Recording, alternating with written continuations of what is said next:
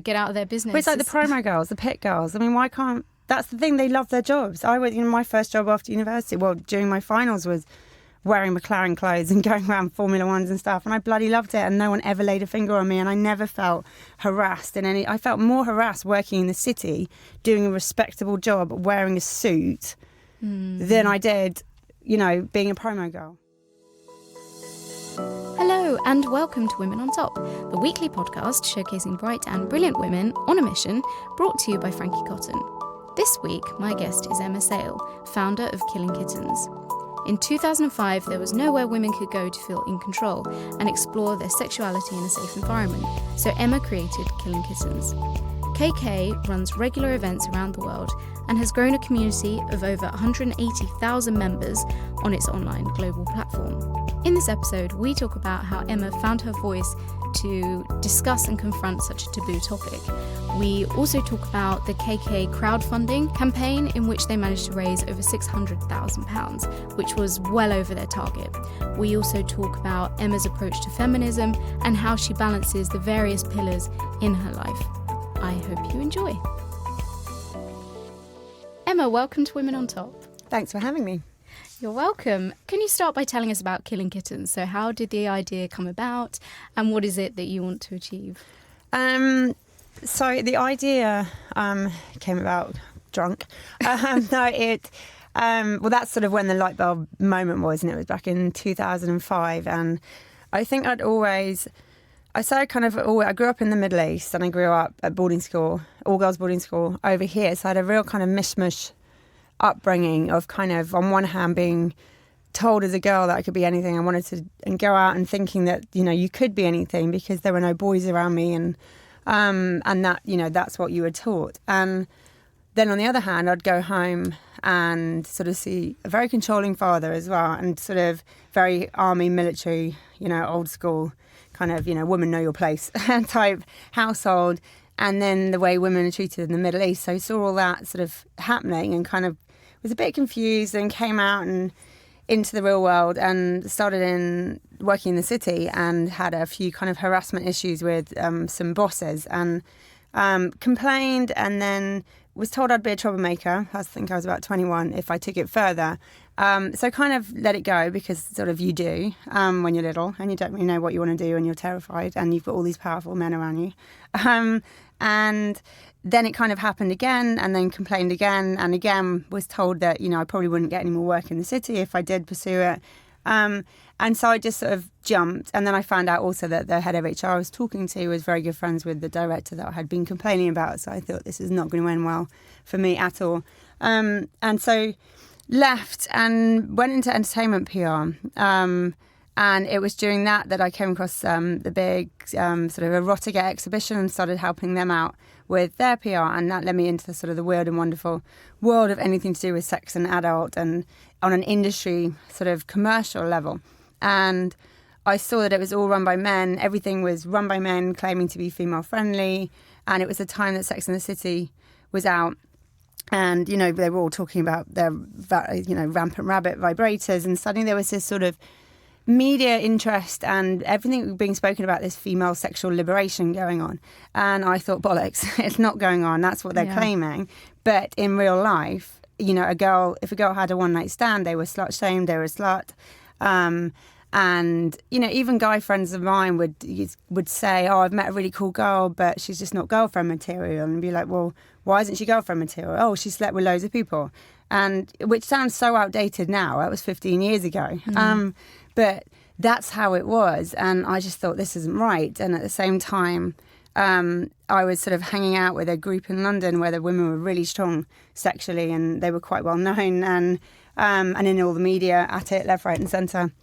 And we were all at a wedding in Ibiza and hadn't slept for 3 days. And someone phoned in who couldn't make the wedding, and phoned the groom and said, what are you guys doing? You just sat around killing kittens at the moment. So we had this conversation that, oh, what's that? It's sort of, it's a cyber meme for every time you masturbate, God kills a kitten. So, it's sort of, I was like, right, that's it. It was just this moment of, that's my name. It's Killing Kittens. I like the 2Ks, so it's always been KK, not KKK, just KK. And that's it. I thought I wanted to create something. I wanted to create an online and offline sort of setup that stands for female sexuality and is very sort of with the women in control. They make the rules. It's all about them. It's all about them feeling safe and empowered and, to explore their sexuality in an environment which isn't away from judgment. It's freedom to choose what they want, who they want, how they want, and open discussions, but also sort of actually attend events where if they want to get naked and have sex, they can have sex. And that's the Killing Kittens that sort of everyone knows about, thanks to the Daily Mail. So in a nutshell, it's become sort of a big kind of movement, global movement with a massive online community that we're considered a tech business now. It's all about exploring your sexuality. It's so funny every time I've spoken to somebody since I met you about Killing Kittens, or I was talking about coming and speaking with you today, and everyone I speak to knows about it, and through a friend. Exactly, it's always through a friend. But I just find that absolutely genius.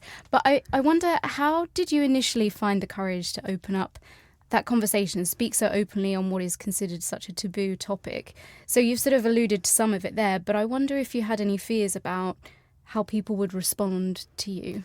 I think the thing is, I've always, since I was little, been that person that pushes and pokes and pokes and pokes. And sometimes, I think, why do I poke so much? But I'm 42, and let's be honest, the poking's only going to get worse. And I've just always been that person. I've always been that.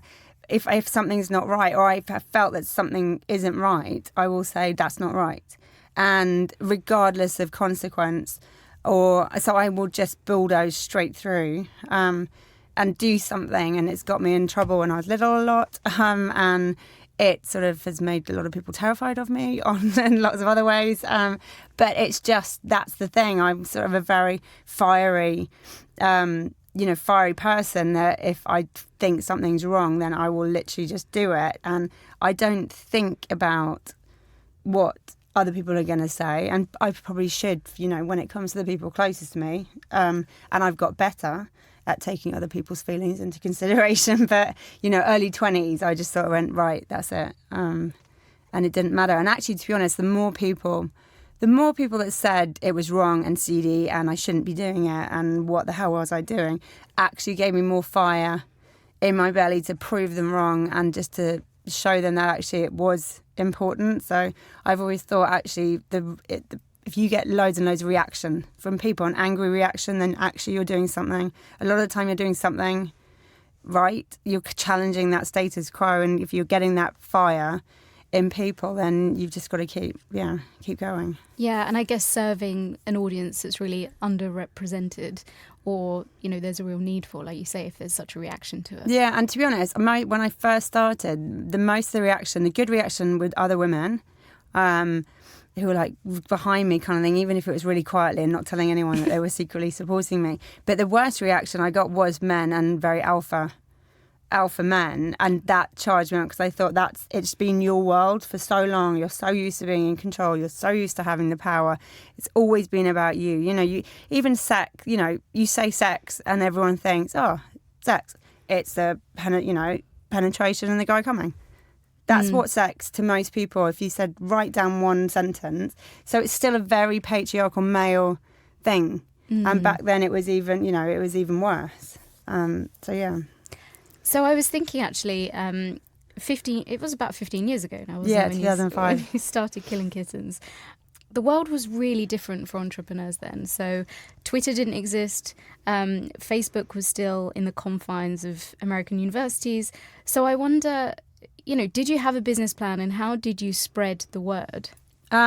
No, I'd never had a business plan. I've had to in the last 3 years, because we've, done financial raises. And I'm not a detail person. Luckily, I've got an amazing CRO who is a detail person. I had a plan in my head, and I very much operate in my head. And I have very long-term plans, so I joke about, Stalin's 5-year plan. So when I started, I had a 5-year plan in my head of where I want to get to, and was very visual on that. So I'm very visual on kind of the ultimate goal. So I call it kind of a game of chess. I keep my eyes on that checkmate and don't really think about the little the little move. So I kind of had that sort of plan in place on what I wanted it to be, and to be very sort of the online community to me was massive from day one. I thought that's where the value lies. That's how to get it global. But as you said, there was no, the digital world hadn't really happened, so it was sort of carrier pigeon, and it was very much word of mouth. And I was a real hustler networker, and I'm old school in that. And I was out the whole time, and I was going to networking events, even age sort of 23, 24, and I was going to these big networking events, which was very male, and they were all directors and senior and in their 50s and stuff. But I was like a sponge, and that's sort of, how I learned everything. And I just wanted to throw myself in front of people that I thought I could learn off and be inspired by, and learn not to behave a lot of the time. And at the same time, my background was PR, and it's old school PR. And back then, you didn't have all the online sort of digital media, really. You read the newspapers, and it was quite a straightforward process, and you bought the magazines, and it's like playing with fire. So from day one there was a big interest by the British media on what I was doing, and to me that happened very quickly within about a month of launching. And to me, again, that was sort of telling me that I was onto something, that these big sort of national papers were wanting to write big features on what I was doing, kind of said that actually I was doing something new, but actually there was a demand and a need, and that there was a shift coming. So it's sort of that was how we got new members. It kind of, as much as I love the Daily Mail, I hate the Daily Mail, I love it. It's kind of love-hate. Those kind of tabloids, you get one article and it doesn't matter, they love their headlines. And I think the first one that came out about us had "Poshest Swinger in Town" as the headline, with my background and stuff, which my parents loved. But it got us loads of new members. So from day one, whenever I've read anything, I will never take any of it personally. I will just read it from a business point of view. How does the business look? Is it going to get us new members? And that's what it comes down to. It doesn't matter what photo they've used, what they've said about me. It's sort of business-wise, how's that coming across? The rest is just, white noise. What were those early years like, and what was some of the challenges that you faced as you started to grow this business and look to scale it? The early years were, we joke in the office that some of the girls have been around for like the 13, 14 years, that it's not like it was in the old days. And so, you didn't have, back then you didn't have the GDPR, you didn't have, all those sort of legals, and it was sort of a very crazy hedonistic, fly by the seat of our pants, winging it type setup. And, we were just doing one party a month, which sort of got to about 450, 500 people. But it was too many people. And now, we will never go over 350 maximum. We just do a lot more events. So it's so the parties were crazy back then. But it just it was very simple. As I said, one event in London. Yeah, the good old days. The good old days, exactly. So Killing Kittens is really focused on empowering women. I'm interested to find out what principles and kind of rules, I guess, although I don't really want to use that word, but do you live by at Killing Kittens to make sure that that's at the heart of everything that you're doing, and that there's, I guess it's a safe environment? So since day one, we've had the same rules, and the main one is that men can't approach women they don't know. They have to wait for the women to do the approaching, and that's across everything now. So actually, it's across the entire tech platform, which is sort of, if you imagine like a dating site meets social network, that's Bumble meets Facebook. That's the tech platform, and we're launching an app next month. It's a big chat app that's attached to it, and so that rule is literally the main rule across everything. So it's very much. Men have always been included since day one, but it's very much this is sort of women first, and them feeling like they're in control and leading the charge. So that's that rule. We don't let single men to the events, so we don't let single men into the events. We have lots of single men online, but again, they have to wait for the girls to they can sort of poke, and then. And also, a lot of the single girls on the site will hook up with the single guys on the site, and then they'll come as a couple to events. So, that that rule is very much the number one. And then obviously phones, we've always had a no phones policy at the parties, and that's still in place, and we have lots of security and girls wandering around. And now we're in such a sort of selfie digital age, we've yet to have anyone check in online to a Killing Kittens party or post a selfie at a party. So yeah, I think we're doing all right. And have you had any backlash, or have those principles been really tested along the way? I've always had backlash and abuse, and again by angry men. So that we still get that, and we get that now. We get emails now from men unhappy, claiming that we're being sexist and XYZ, but most of the time it's because we're not letting them into an event or something. And so there's always going to be backlash. There's going to be backlash from people that don't get it, because a lot of the time you get the backlash that has literally just read something that think it's just one big massive orgy. That's it. That's all we do, and just not getting it from a religious point of view, or just people feeling threatened. You threaten the status quo, you threaten people's sort of comfort bubble. There's an instant no. There's no tolerance, there's no open-mindedness, there's no sort of even giving it sort of 2 minutes to actually see what it is about. So you know what, I'm not going to bash down everyone's doors telling them what it is. Yeah, well, that's trying it. to persuade I guess, them. Yeah, exactly. You've got your vast community. I think it's over 100,000 users now. 180, I think. We've got Oh, now. Wow, really? Okay, so 180,000 online. I mean, that shows that there's enough people out there who want what it is that you're doing, and who, agree with the principles and the values that you have. So tell us a bit about your decision to crowdfund. And I know that initially you had some challenges, so I wondered if you could share a bit about that with us. So it was looking at the figures like 4 years ago, I think it was, and seeing that actually half our revenue was coming from the online world, but we were a very offline team, very offline. Just kind of blagging the digital world. And that's when I met my CEO. He came on board, and he's a real strategist, and he's great with anything to do with deep tech and anything tech related. And it was sort of, right, if this is gonna fly, then, and that we monetize that whole online side, then people need to come on board who really know what they're doing on that side. And I thought, I'm out. I've kind of reached, I can do what I can do.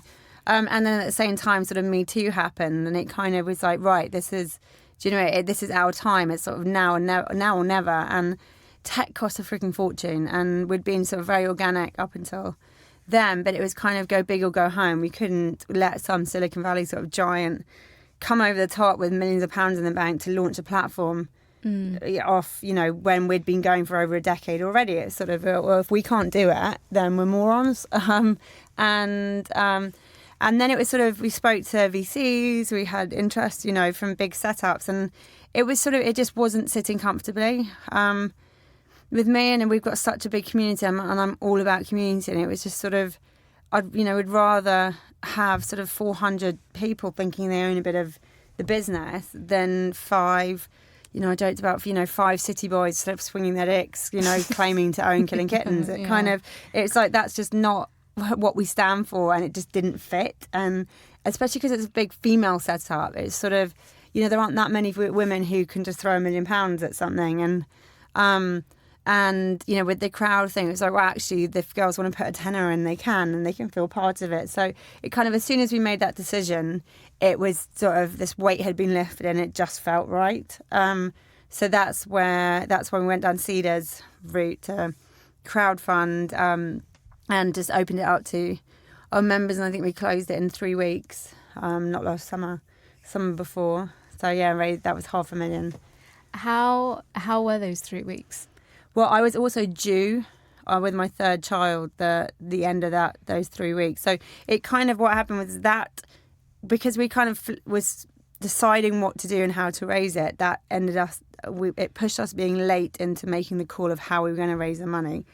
And then by the time you do all the paperwork and stuff and sort out, do you do CrowdQ, do you do Cedars? So that kind of pushed us into, and we were launching an app called Safe Date as well, which sort of, everything was meant to happen sort of about 2 months apart.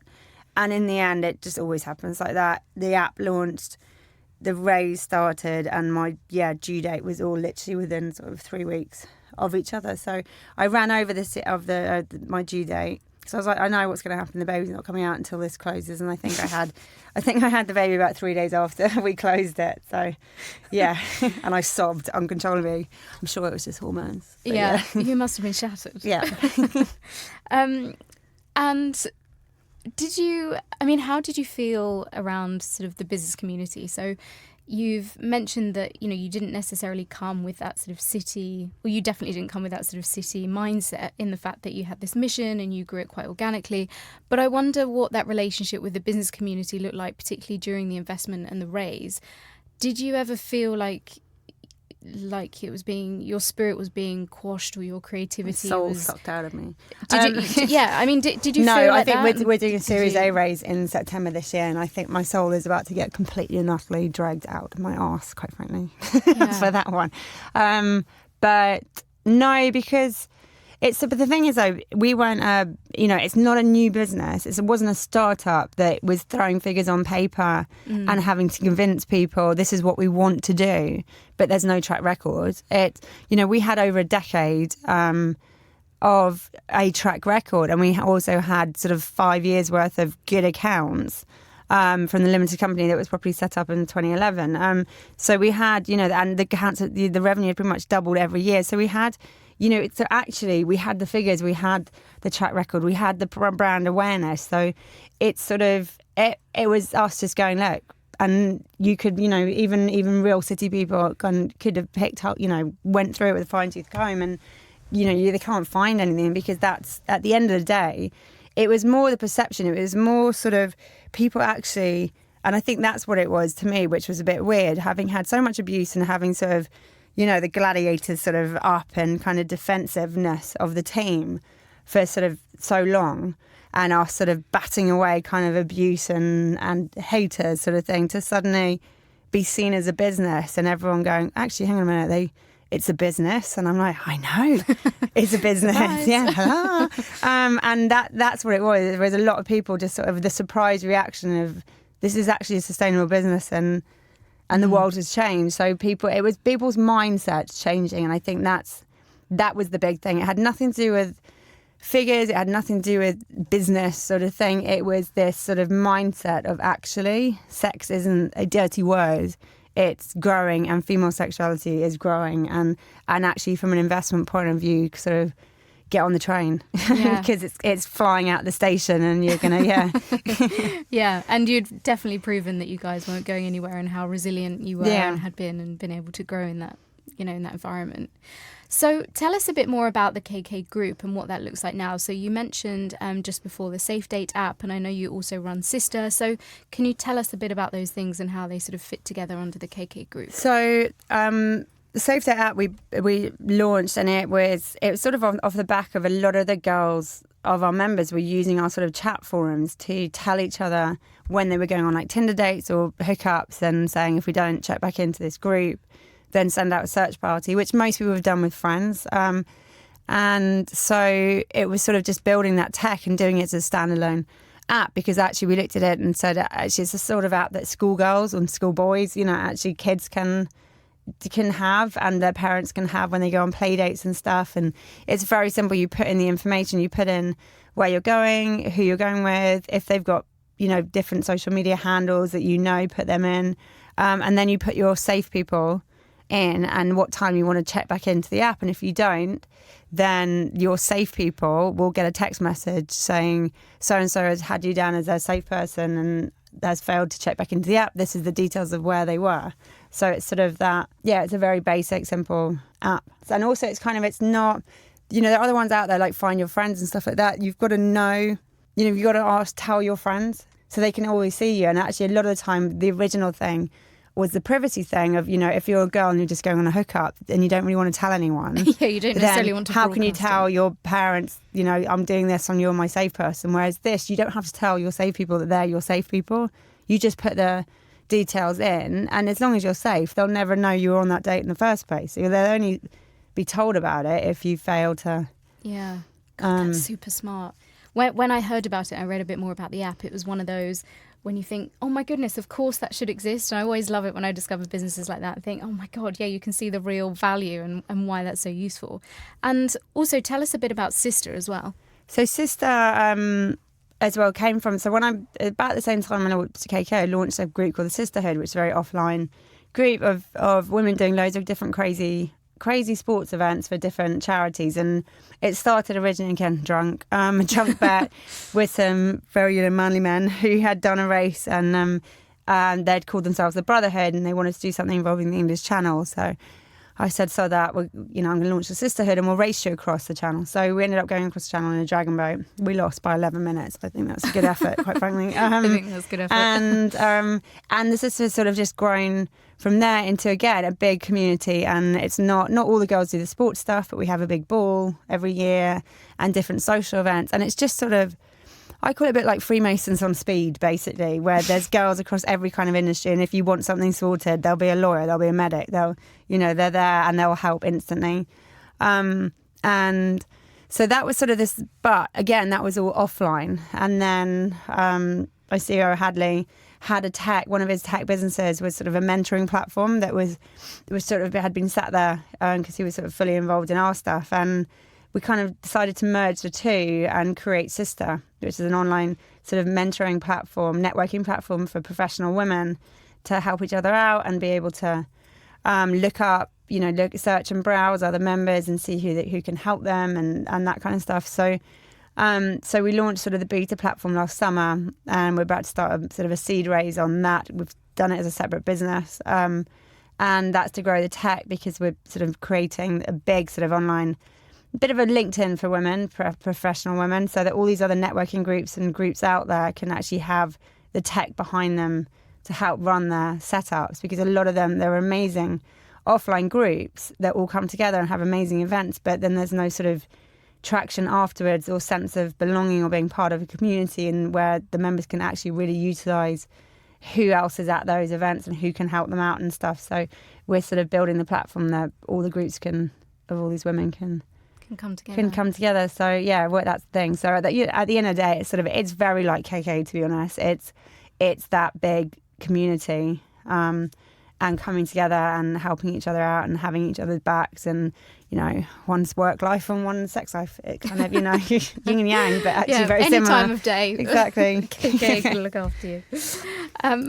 You're just so busy and you're working on so many things. How do you manage it all? How do you stay sane? CBD oil and wine. Do you know what? I have just amazing teams in place, and that's the thing, and sort of delegation and trusting other people, relinquishing control, which, can be scary when you do it the first time. But now I don't know how half the business runs. I don't know, how, other bees of Sister, there are like girls doing their own events and races, and, I'm not involved in all of it. And it's sort of, and again, I have other people looking after my children a lot of the time. So it kind of, I just have sort of, again, it's that community of like building up those communities around you in the different areas of your life and really investing in them, so that if the shit hits the fan, you have that support network, which is sort of the key to life and sort of mental health. Is that support network. Yeah, I mean, you describe yourself as CEO, wife, mother, liberator and feminist. And yeah, I guess how you balance those 5 pillars, do they ever feel like they're in balance, or do you always feel like you're sort of I think you can have loads of an indefinite amount of balls in the air, as long as they're being juggled at the same time. It's when one drops that suddenly you notice how many you've got, but I sort of try and keep them all being juggled, and that's the thing. So I have a routine and set up, and as I said, the different teams and the different places, and it's sort of, most of the time I can go at 1,000 miles per hour, because everything, the balls are all going at the same pace. It's sort of every so often, one will drop, and then that's it. Then I just have to go to the gym a bit more. Is exercise in the gym really important? I think exercise, not necessarily the gym, but exercise I've always been sporty, and it's always kept me sane, and I really notice if I don't do any for about 3-4 days, I can really notice it. And I didn't sleep well last night, and so I didn't make it to the gym this morning like I normally do, and actually I can feel being off a bit. It does give me more energy. So it sort of keeps, and we live right on the river and have dogs, and it's sort of that fresh air and that river. I kind of try every day to go for a walk along the river, and that's very good for your sanity as well. Yeah, to get some headspace. So what does feminism mean to you? I mean, when listening to what you've built and the businesses you've created, it's really clear that you're a strong feminist, and I'm sure a lot of people really look up to you and what you've achieved. But what does that mean to you, and what's that journey been like for you? Do you know what? It's funny because I used to hate the word feminist because to me it had these connotations of these man-hating, sort of real left-wing man-hating kind of, chippy females who sort of, would get offended when a man opened the door for them and all that kind of... And I was like, I'm not that feminist, but... I am very much a feminist because I think men can be feminists as much as women can. And to me, it's that if you believe that, women have the equal rights and the rights to have the same freedom and the independence in all aspects of their life and control what goes on in their pants and their bodies, then that makes you a feminist. And it's as simple as that. So it's not about whether you agree or not, if a guy pays the bill or opens the door or not, that doesn't make you a feminist. It's that belief that we are equal and should have the same opportunities and the same freedom. And that's what it's about. But in the same way, it's sort of, I don't like the feminists that think that, lap dancers and pole dancers are kind of being exploited and violated and are letting down feminists. It's sort of, well, to me, actually, that goes hand in hand with having the freedom to choose. And if they're choosing to do that, and I know a lot of them, I love a strip club, and they love it and they have total, they earn good money, they have complete freedom. The men can't touch them. So, it's sort of, that is that. Why is it, and it's other women that sort of want them stopped. And I just think that's a bit that's sad. I think there's a lot of female to female bashing that shouldn't be happening. You make a really good point. And yeah, I guess, as you say, if somebody's not being exploited, then, get out of their business. Well, it's like the promo girls, the pit girls. I mean, why can't... That's the thing, they love their jobs. I was, my first job after university, during my finals was wearing McLaren clothes and going around Formula Ones and stuff, and I bloody loved it, and no one ever laid a finger on me, and I never felt harassed in any... I felt more harassed working in the city, doing a respectable job, wearing a suit, than I did, being a promo girl. Yeah, but that apparently the promo girl, that's, but again, it's a lot of women who are dictating that that's wrong. It kind of, I just find that I'm often screaming at morning television when they have those debates on, and I'm actually with Piers Morgan a lot of the time on that stuff. I hate to admit it. That's fine. That's absolutely fine. So, I mean, you've shared some amazing insights about your story and the things that you've done, and I just wonder if there's anything, perhaps a piece of business advice or something that you've learned along the way that you'd like to pass on to the listeners. I think the biggest thing is ask for help. I think that's the thing, I started in my early 20s and thought I knew everything, and it took probably hitting 30s and a few screw ups on the way to kind of, you get that, that being humble and the self-awareness, and if I look back, I'd ask for help, realise you can't do everything, you don't know it all, and the other one, which I did really well, is that networking thing. It's old school. It's you can't rely on the digital world. You can't sit there trawling through LinkedIn thinking you're going to find the contacts that are going to make your business fly. You've got to get out there. You've got to get out there face to face and, say yes to everything. And also don't be quick to judge. People are quick to to judge someone that walks in and they might look miserable and, it's that resting bitch face sort of thing. But actually a lot of the time they're very shy and are feeling really awkward being there and hate that kind of thing. And I just think, I start the conversations and make a point of going, right, I'm going to speak to strangers. That's because that's the way the world works, and that's how stuff gets done. That's a really good point. I think, technology has almost made us a bit phobic of some of those conversations and small talk, and it's important, as you say, to get out there. And how can we find you and follow you and get involved in Killing Kittens and Sister and everything else?